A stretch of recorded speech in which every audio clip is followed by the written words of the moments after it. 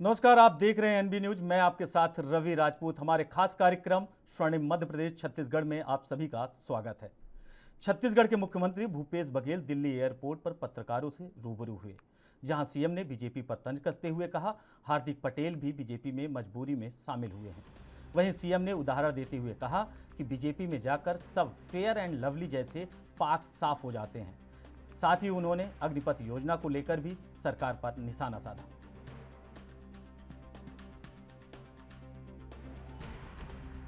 जिस प्रकार से एयरपोर्ट में धक्का मारते हुए कैसे पुलिस वाले ले जा रहे हैं वो तो दिखाई दे रहा है।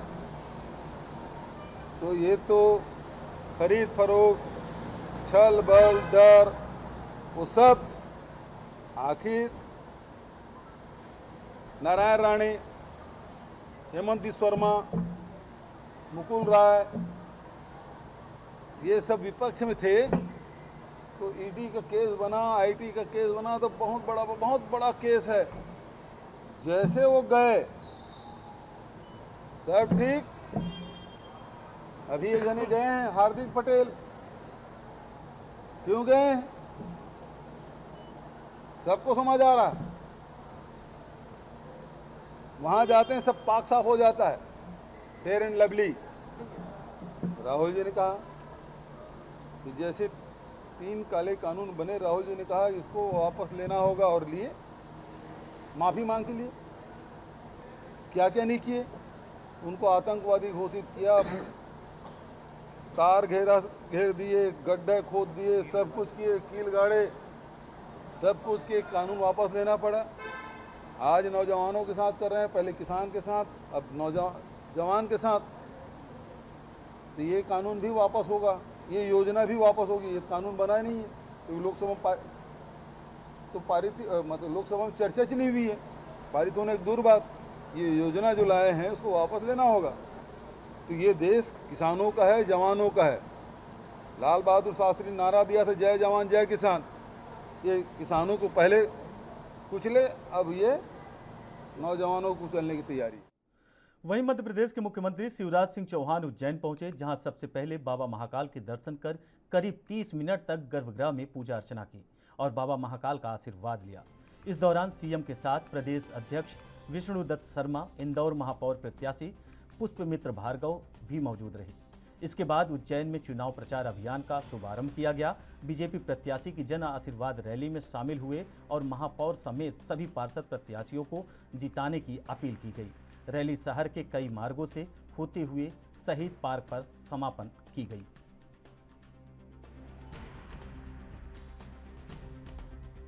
ऐसे ही इंदौर जो प्रदेश की विकास का, ग्रोथ का इंजन है, अद्भुत विकास के पथ पर अग्रसर है। पूरी दुनिया इंदौर को जानती है। न केवल उज्जैन और इंदौर, अपितु हमारे 16 के 16 महानगर। आप देखेंगे अलग अलग शहरों में कांग्रेस ने क्या छोड़ा था। कस्बे और गांव लगते थे। कचरों के ढेर को सुंदर उद्यानों में परिवर्तित करके दे दिया भारतीय जनता पार्टी की सरकार ने। तो सभी नगर निगमों में भारतीय जनता पार्टी की विजय हो। 76 नगर पालिकाएं जिनके चुनाव हो रहे हैं, वहाँ भारतीय जनता पार्टी की विजय हो। सभी नगर पंचायतों में भारतीय जनता पार्टी की शानदार जीत हो। केवल जीत के लिए नहीं, इन नगरों के सुनियोजित विकास के लिए और जनता के कल्याण के लिए। और विजय का प्रारंभ आज से ही हो गया। अब जो मेरी जानकारी में है, साहेबगंज नगर पंचायत में 15 के 15 पार्षद भारतीय जनता पार्टी के निर्विरोध जीत के आ गए।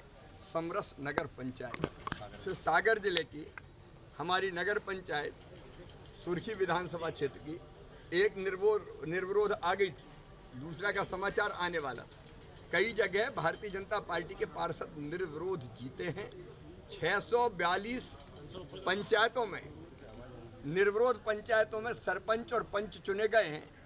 भारतीय जनता पार्टी के जिला परिषद हो, जनपद हो, चारों तरफ महाकाल महाराज की कृपा से और जनता के आशीर्वाद से विजय प्राप्त करते हुए भारतीय जनता पार्टी आगे बढ़ रही। लेकिन पूरी विनम्रता के साथ आज जनता से महाकाल महाराज के आशीर्वाद के बाद अब जनता से आशीर्वाद मांगने निकल रहे हैं। जनता का प्यार और आशीर्वाद हमारे मुकेश टेटवाल जी, जो उज्जैन के हमारे महापौर के प्रत्याशी है, भाई पुष्पमित्र भार्गव जी, जो इंदौर के हमारे महापौर के प्रत्याशी हैं और बाकी 14 नगर निगम, क्योंकि हम सब जगह जाने वाले हैं, वहाँ के भी और सभी नगर पालिका नगर पंचायतों के हमारे जो सभी पार्षदगण हैं उनको मिले।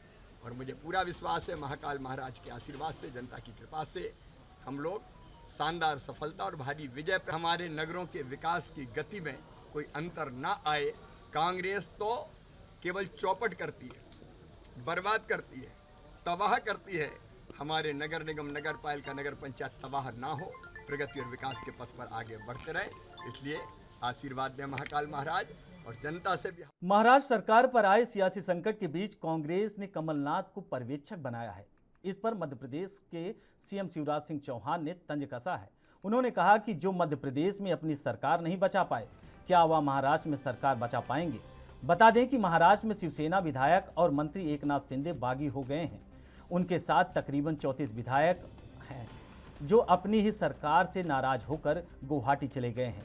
शिंदे अब तक यही कह रहे हैं कि महाविकास आघाड़ी गठबंधन बेमेल है, जिससे शिवसेना को बाहर आना चाहिए। बता दें कि इस गठबंधन में शिवसेना के साथ शरद पवार की एनसीपी और कांग्रेस भी शामिल है। इसलिए अपनी सरकार पर आए संकट के बीच कांग्रेस नेतृत्व ने कमलनाथ को वहां भेजा है। उन्होंने कल ही कांग्रेस के विधायक से मीटिंग की और अपने सारे विधायकों की गिनती कर पार्टी हालाकमान को सारी जानकारी सौंप दी।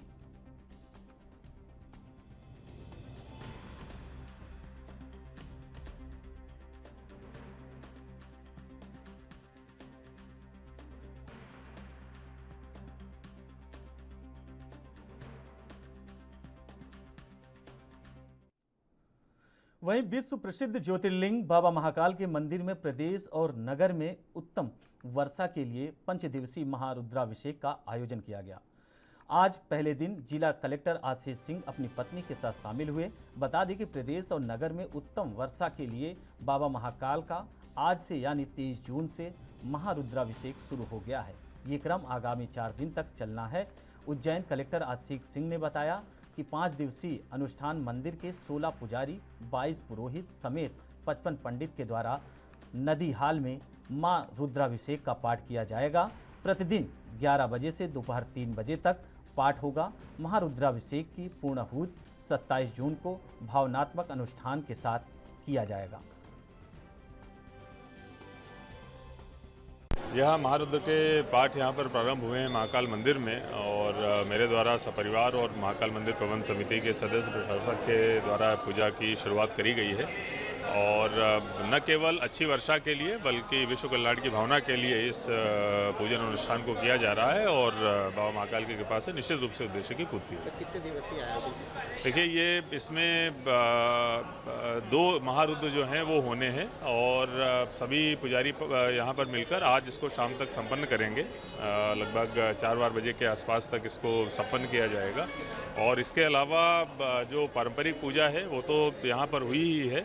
इसके अलावा जो विशेष उद्देश्य की पूर्ति के लिए इसको किया जा रहा है वो भी संपन्न किया जाएगा। भारतीय जनता पार्टी द्वारा जिला कार्यालय में जनसंघ के संस्थापक डॉक्टर श्यामा प्रसाद मुखर्जी के पुण्यतिथि पर संबोधन का आयोजन किया गया। बीजेपी की जिला अध्यक्ष श्री चंद सुंदरानी ने कहा कि आज श्यामा प्रसाद मुखर्जी का बलिदान दिवस है। आज के दिन हम उनको याद कर रहे हैं। बीजेपी ने तय किया है कि 23 जून से लेकर 6 जुलाई तक एक पखवाड़ा मनाएंगे और जन जन तक पहुंचाएंगे। कार्यक्रम में पूर्व मंत्री ब्रजमोहन अग्रवाल, राजेश मूणर, जिला अध्यक्ष श्री चंद सुंदरानी और कार्यकर्ता रहे मौजूद। देखिए, आज डॉक्टर श्यामा प्रसाद मुखर्जी जी का बलिदान दिवस है। 1950 में अंतरिम सरकार से इस्तीफा दिया था। पंडित जवाहरलाल नेहरू जी के नेतृत्व में वो उद्योग मंत्री थे। कश्मीर के मामले में मत भिन्नता के कारण, क्योंकि कश्मीर के लिए परमिट लगता था, 2 विधान 2 निशान 2 नेतृत्वकर्ता का एक नियम था, उसको तोड़ने के लिए डॉक्टर श्यामा प्रसाद मुखर्जी कश्मीर गए और संदिग्ध अवस्था में उनकी मृत्यु हुई। 2053 में उनकी मृत्यु हुई। 1951 में 1951 में उन्होंने जनसंघ का गठन किया। 1952 के चुनाव में 3 सीटें जनसंघ ने जीती और 1953 में डॉक्टर श्यामा प्रसाद मुखर्जी का बलिदान हुआ। भारतीय जनता पार्टी ने तय किया है कि 23 जून से लेकर 6 जुलाई तक एक पखवाड़ा हम मनाएंगे, जन जन तक ये बात पहुंचाएंगे। डॉक्टर मुखर्जी के सपनों को साकार तब किया गया जब अगस्त 2019 में भारत के गृह मंत्री अमित शाह जी ने लोकसभा में घोषणा की कि धारा 370 और 35 से समाप्त किया जाता है। निश्चित रूप से भारतीय जनता पार्टी के प्रत्येक कार्यकर्ता का ये सपना था। लगातार ये नारा लगाते थे कि धारा 370 हटाई जाए और वह सपना साकार हुआ। अगस्त 2019 में हम इन सारी चीज़ों को लेकर जनता के बीच में जाएंगे। ये पखवाड़े में 25 जून को पाटीदार भवन में भारतीय जनता युवा मोर्चा, भारतीय जनता पार्टी मिलकर हम काला दिवस के रूप में आपातकाल लगा था। 25 जून 1975 में इंदिरा जी ने आपातकाल लगाया था। काला कानून के रूप में भारतीय जनता पार्टी मनाती है। विभिन्न कार्यक्रम हम लोगों के द्वारा तय किए गए हैं। विभिन्न मोर्चों के तरफ से, महिला मोर्चा, युवा मोर्चा और अन्य मोर्चों की तरफ से ये आयोजन होगा। जनता के बीच में हम जाएंगे, वृक्षारोपण करेंगे, स्वच्छता का अभियान चलाएंगे और मन की बात में भी हम आपातकाल 26 तारीख को मन की बात में आपातकाल के विषय पर गोष्ठियां, संगोष्ठियां भी आयोजित करेंगे। वहीं खबर छत्तीसगढ़ के कोंडागांव से है, जहां स्कूल सफाई कर्मचारी कल्याण संघ के बैनर तले चौपाटी मैदान में स्कूल सफाई कर्मचारी एकत्रित होकर आम सभा में कर रैली की शुल्क में नियमितीकरण की मांग को लेकर विधायक मोहन मरकाम के नाम एसडीएम को ज्ञापन सौंपा। वहीं स्कूल सफाई कर्मचारी संघ के बस्तर संभागीय अध्यक्ष धनीराम टांडेया ने कहा कि कांग्रेस ने अपने घोषणा पत्र में कहा था कि वो मांग अभी तक पूरी नहीं की गई है।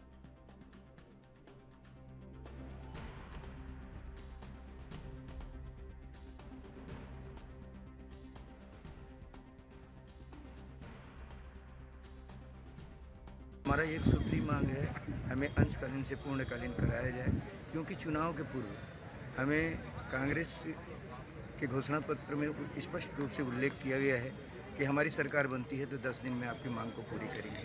लेकिन आज 3.5 वर्ष बीत गया है, सरकार किसी भी प्रकार से संज्ञान में नहीं ले रही है। हम 7 मार्च से निरंतर आज तक यानी कि 4 माह चिलचिलाती धूप में, आंधी तूफान बारिश में रायपुर के राजधानी धरना स्थल पर डटे हुए हैं। राजधानी में बैठे तमाम जितने भी मंत्री हैं, जितने भी विधायक हैं, हम सबके पास जाकर गुहार लगाया, लेकिन आज तक किसी ने, सबने एक ही सुर में कहा कि हम जो भी कुछ भी नहीं कर सकते, हम आपको जो भी करेंगे सीएम साहब करेंगे। हम सीएम साहब को मुलाकात के लिए भी कम से कम 10 से 15 पत्र लिखा, लेकिन आज तक मुलाकात नहीं हो पाया। अपने काम के वजह केवल मात्र 2300 रुपये दिया जा रहा है कि भारतवर्ष में ऐसा कोई भी कर्मचारी नहीं होगा जिसको 2300 रुपये मिल रहा है। अब इसके बदले में हमारे कई कर्मचारी ऐसे हैं जो आत्महत्या कर चुके हैं। हमने सरकार को जगाने की प्रयास किया है। आज ये बस्तर में जो एक महारैली के कार्यक्रम रखा है, ये केवल एक टाइटल है। अगर 5 दिन के अंदर हमारी सरकार हमारी मांग को पूरी नहीं करती है तो हम बस्तर में जितने भी 12 विधायक हैं जी, उनके निवास को घेरने जा रहे हैं। जो भी होगी, आप आर या पार, हम रहें या ना रहें। लेकिन अब तो ऐसे भी जिंदा भी तो मर चुके हैं। 2300 रुपये में अपने परिवार बाल बच्चों का भरण पोषण कैसे करेंगे? इसलिए जो भी करेंगे अब एक तरफा करेंगे। वहीं छत्तीसगढ़ के रायपुर में नेता प्रतिपक्ष धर्मलाल कौशिक ने राष्ट्रपति पर एनडीए की तरफ से बनी उम्मीदवार द्रौपदी मुर्मू का स्वागत किया है। राष्ट्रीय नेतृत्व को आदिवासी महिला को मौका देने के लिए आभार प्रकट किया है। उन्होंने कहा, द्रौपदी मुर्मू के लंबे अनुभव का लाभ मिल रहा है पूरे देश को। राष्ट्रपति के लिए जो नाम तय किए जाते हैं उसमें किसी की अपेक्षा उपेक्षा जैसी कोई बात नहीं होती।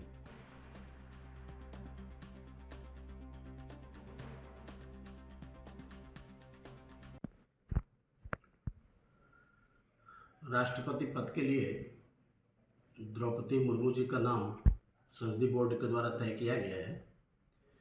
हम उनका स्वागत करते हैं और शुभकामना देते हैं। हमारे राष्ट्रीय नेतृत्व को इसके लिए आभार प्रदर्शन करते हैं कि जिस प्रकार से एक आदिवासी महिला और उस समाज के प्रतिनिधित्व करने वाले जिनका लंबा राजनीतिक अनुभव, चाहे वो राज्यपाल के रूप में हो, कैबिनेट मंत्री के रूप में हो या उनके जीवन का अनुभव का लाभ आने वाले समय में पूरे देश को मिलेगा। राष्ट्रपति के विचारार्थ नाम रहते हैं और नाम आने के बाद में उसमें से तय किए जाते हैं। जो तय किए जाते हैं उसमें किसी की अपेक्षा और उपेक्षा ये बातें नहीं आती। सारी बातों पर विचार किया जाता है और मैं समझता हूँ कि कहीं किसी की उपेक्षा ना हुई है, ना अपेक्षा थी, बल्कि सर्वसम्मत जो नाम आए और जो तय किए गए हैं और उसका सभी स्वागत करते हैं।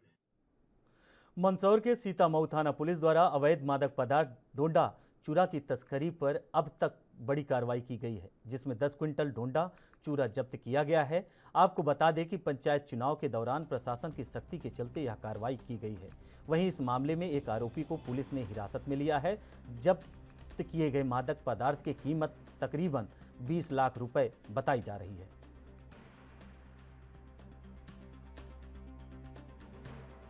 रात्रि मुखबिर द्वारा सूचना प्राप्त हुई कि राहुल पाटीदार निवासी रावटी और उसका साथी पुष्कर बैरागी ट्रैक्टर ट्राली से अवैध मादक पदार्थ डोडा चूरा सप्लाई करने वाले।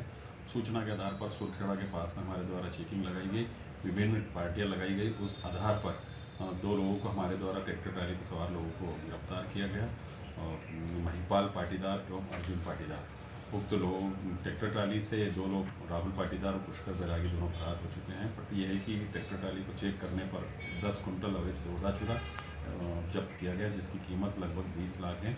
और ट्रैक्टर ट्राली भी न्यू जॉन डियर कंपनी का है, उसकी भी सर्चिंग की जा रही है, किसके नाम पर है, और उसकी कीमत लगभग 10 लाख है। जब्त किया गया है, पूछताछ जारी है। विवेचना के दौरान और भी तथ्य। वहीं शिवपुरी जिले के कोलारस तहसील क्षेत्र के पनवारी ग्राम पंचायत में राशन की दुकान संचालक के द्वारा गरीब उपभोक्ताओं को राशन वितरण नहीं किया जा रहा। वहीं राशन की दुकान के संचालक से 3 दर्जन से अधिक पीड़ितों ने शिवपुरी कलेक्टर ऑफिस पहुंचकर जिला खाद्य आपूर्ति अधिकारी को एक शिकायत आवेदन देकर राशन दुकान संचालक के खिलाफ कार्रवाई करने की मांग की। वहीं इस मामले पर जिला खाद्य आपूर्ति अधिकारी का कहना है कि कुछ ग्रामीणों ने राशन न मिलने की शिकायत की है। वह टीम बनाकर राशन दुकान की जांच करेंगे। अगर जांच में राशन वितरण में धांधली मिली तो दुकान संचालक के खिलाफ कार्रवाई की जाएगी। कलेक्ट्रेट में हमें क्या ज्ञापन देने आए? हमें मतलब राशन वितरण नहीं हो रहा है, न पहले नहीं मिला, इसलिए हम वहाँ पर आए। और कोलर्स में हमारी सुनवाई नहीं हुई, इसलिए हम वहाँ पर आए। कोलारस में तुम्हें शिकायत करी थी क्या? कई बार की है। तो राशन तुम्हें क्यों नहीं मिल रहा, क्या कारण है? अब इसको क्या पता, वो देसी पता होगा। वहाँ से तो मतलब पूरा राशन आ रहा है, ये राशन आ रहा है तो इसको देना चाहिए कि नहीं देना चाहिए? कंट्रोल वाले को? हाँ, तो कंट्रोल खुलता है? कंट्रोल अभी इस टाइम पे बढ़ रही है, मगर पूरी तरीके से वो बांट नहीं रहा है। किसी को दे रहा, किसी को नहीं दे रहा? हाँ, मतलब हमारे गाँव में मतलब 3 गाँव है, वो कावल वालों को मतलब 10-10 किलो दे दी और हमको 5-5 किलो दे रहा है। तो इसमें क्या दुर्भाग्य कर रहा है वो। तुम्हें अंगूठा वगैरह लगवाया तुमसे? अंगूठा वगैरह ना भी नहीं लगा। बिना अंगूठे के राशन तो मिल जाता है? नहीं मिल रहा है, मैं 5 किलो दिया, मतलब 10 किलो आया तो तुम्हें शिकायत कर दी थी इसकी? कर दी। मतलब वहाँ पर हमारे वो पोर्ट के यहाँ पर गए तो इसने इसको बुला लेता है, वो कुछ नहीं हुआ। इसकी हम जांच करवा लेते हैं क्या है, उसके बाद जो स्थिति होगी सब देखेंगे, मिल रहा है कि नहीं मिल रहा है, कि क्या कार्रवाई होनी है। इन लोगों ने एटीएम की हाली पहले आवेदन दिया, जनवरी में इनको माल नहीं मिला था बताया जा रहा है, और राशन कई और से बांटता कुछ जनों के लिए आता है नहीं, उसको हम दिखवाएंगे। वहीं मध्य प्रदेश के बालाघाट में 3 नक्सल कमांडरों की एनकाउंटर के बाद यहां पांव पसार रहा नक्सलवाद एक बार फिर चर्चा में है। वहीं बालाघाट में और आसपास के जंगलों में वर्तमान में 6 दल एक्टिव हैं। हर दल में औसतन 20 मेंबर हैं। पुलिस मुख्यालय के अफसर भी मानते हैं कि बालाघाट और इसके आसपास अब भी 100 से 110 नक्सली एक्टिव हैं। पुलिस ने नक्सलियों की जो रिकॉर्ड तैयार किया है उसमें कोई फोटो अभी तक पुलिस को नहीं मिल पाई है। जिनके फोटो मिले हैं वो 10 से 20 साल पुराने हैं। ऐसे में अगर नक्सल पुलिस के सामने भी आते हैं तो वह पहचानने में मुश्किल होती है। नक्सली गांव में पैड बनाने और आदिवासियों को भरोसा जीतने के लिए उनकी बेटियों से शादी भी कर रहे हैं। दरअसल सरवन नाम का एक नक्सल पहले परसवाड़ा दल में था। उसने आदिवासी लड़की सुनीता से शादी की, जिसके बाद में सुनीता नक्सल कमांडर बन गई।